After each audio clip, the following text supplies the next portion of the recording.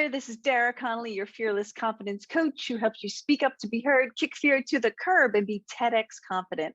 I am so excited to share with you this amazing tip, which will help you say no in your relationships and at work. This is a very powerful tip.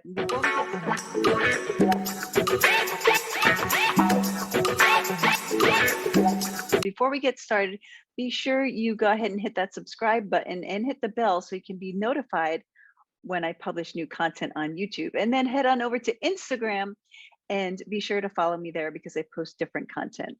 And if you haven't yet grabbed your free confidence tips at daraconnolly.com, please go ahead and do so because they're invaluable and you're going to want to see these tips.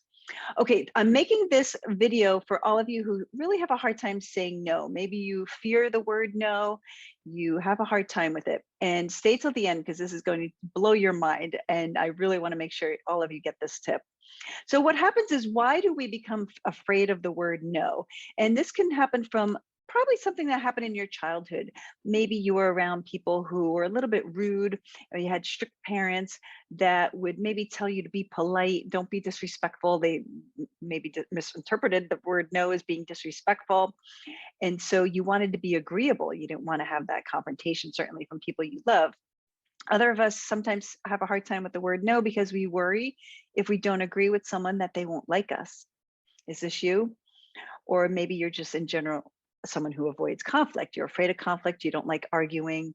You can be a little bit concerned about not wanting to burn bridges and have a hard time with someone that you're in a relationship with if you say no. So we tend to go overboard and be a little bit more pleasing and try to keep those relationships going. But the thing that we need to understand is that no creates not only healthy boundaries, but it's important because it creates balance in a relationship. You can't keep giving and giving without ever saying no, because now the relationship goes off kilter. And I know if this is a hard word for you to say, that it's okay to start incorporating it. And what I'm going to do is give you an easy way to say it that is going to be mind-blowing and help you for people that may not be ready to hear it from you, especially if they're used to you saying yes. So I know we like to be helpful. I understand that. And I know it feels good to help others. But when you feel like you're being taken advantage of and you feel tired, resentful, pissed off, angry about it, then it's gone too far. And it's time for you to speak up for yourself and set these boundaries. And no is a simple boundary. So here's how we can stop fearing the word no. I'm going to suggest to you that you change the language. Instead of saying, I can't. Now, remember, a lot of times we get stuck in these situations and our first go-to is we apologize and say, I can't. So for example, for a long time, I would get on the phone with family members who'd like to complain about their money situations. It was always doomsday. And it was very negative for me. And I would just feel awful because now they got me down after I was on the phone with them for a little bit. And I would try to say, I'm sorry, I can't take this right now. I don't want to talk about this right now. I can't. But that was not fixing the situation. And instead of saying, I can't, because that makes it feel like it's my fault, that you're in the wrong, that you're doing something that you know you should feel obligated to do. We don't want any obligations. What I want you to do is change the word I can't to don't. And this way you're rejecting the entire category. You're not rejecting a person individually, you're rejecting a category. So for example, mom or whoever is on the other line, I don't want to discuss your money problems right now. I don't want to have this conversation with you. I'm rejecting the conversation, not the person personally. This is very powerful. So I want you to really listen here, because when you start to use this, you will notice that people will start paying attention. And this is a way of setting a simple boundary that others can listen to, and they will listen to, most importantly. So when I say I can't, or certainly if I apologize before I say the word can't, it puts us in the guilt mindset. And what happens is we start to let other people know that we're not really sure. Can't makes it sound like, well, I would if I could, but I can't. Something else is controlling our power. And that's not true. All the power is already within you. You have to use the right language though, and people will respect that power. So when we've set our limitations and our boundaries by saying no, it requires a little bit of self-discipline, because you're going to not want to say it this way.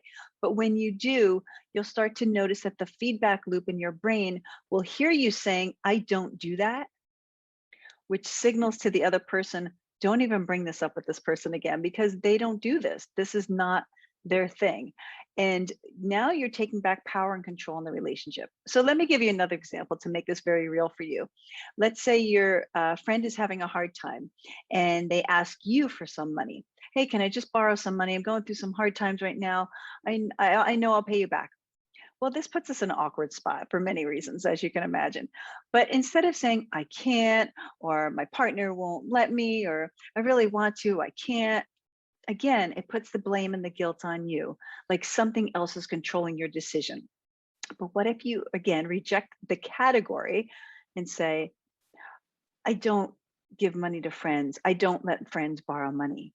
So this is an overall conviction that you have, so the person knows it's non-negotiable. And this is very important because it lets them know that it's not anything that they can argue with you. It's dismissible, end of discussion. Now we move on to the next thing. And it gives you an out because it's a pre-made decision that you've already established. These are what I call your non-negotiables. It's a non-negotiable. Let's say I go to work in corporate and they're explaining to me the position that they're about to hire me for. And they ask me, well, so occasionally you come in on weekends and we rotate weekends. And I could say, I don't work weekends. I need to be home for my kids' soccer game, etc.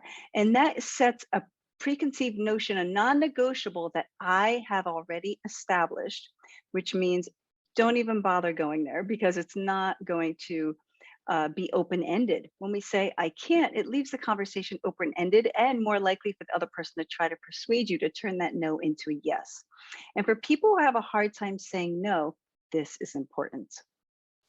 So change can't to don't and watch things change. Now, here's another tip I want to give you, because why this works is that you're, again, rejecting a category, not a person personally. So let's say you go over your aunt's house for a holiday meal and she loves to cook and bake and she has all these wonderful sweets and cakes and pies and brownies, etc.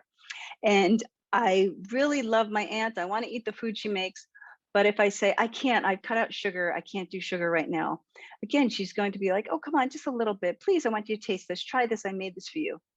As opposed to, thank you, but I don't eat sugar. Do you see the difference? Because now what happens is she doesn't feel offended, like I'm rejecting her personally. And when we want to say no, we have to be sure we're saying no with power. Now, there's a few more tips I'm going to give you, but I want to really bring home this point here because you can use this in lots of situations. Somebody rings your doorbell and they're trying to get a donation for a charity. Again, a lot of times we'll say, oh, sorry, I can't. I don't have any cash on me. Or my wife or my husband, no, they're not on board. I'm sorry, I can't. Again, makes us feel guilty. The other person goes away feeling bad. We feel bad because we couldn't oblige to their request. Again, think bigger. I don't give money to solicitors. I don't support that charity anymore. That is a more powerful statement and it's not weak and it's going to give you your power back when you need to say no without feeling bad. This is very important and we have to start practicing this with our language so we have control over our choices. Now, for those of you who find just saying no or even saying I don't, I can't, I don't is very hard, and I understand that, I'm going to take it a step further to make this a little bit easier for you. Because when you have people in your life that you're used to saying yes to, they're most likely not going to want to hear the first time you say no. They're going to challenge you and keep pushing your buttons. So you may have to preempt them and let them know, I don't have family members stay more than 3 nights. I don't give family money. I don't do this. When you give them a warning of what your rules are, then they're not going to be taken by surprise or try to push it as hard because they know this is the way things are going to be and it's not negotiable. Again, this is important. Now, everybody can handle your no. They may not like it, but they're going to survive and they will be okay. They may be angry in the beginning, they may push back, but what I want you to remember is they'll get over it. So you have to stick to your convictions. You have to stay consistent with this. Keep your boundary, keep letting them know, and start thinking about who in your life you can start saying, no, I don't to. Now I want to hear from you. If there's someone that you can share this video with that needs to hear this, please do, or go ahead and hit the like button and post a comment, because I know there's areas where you can learn this even to the next level. And if you're ready to take this to the next level, please jump on a call with me. I am so excited to meet you and get a chance to talk with you, and I am here for you. In the meantime, you are amazing.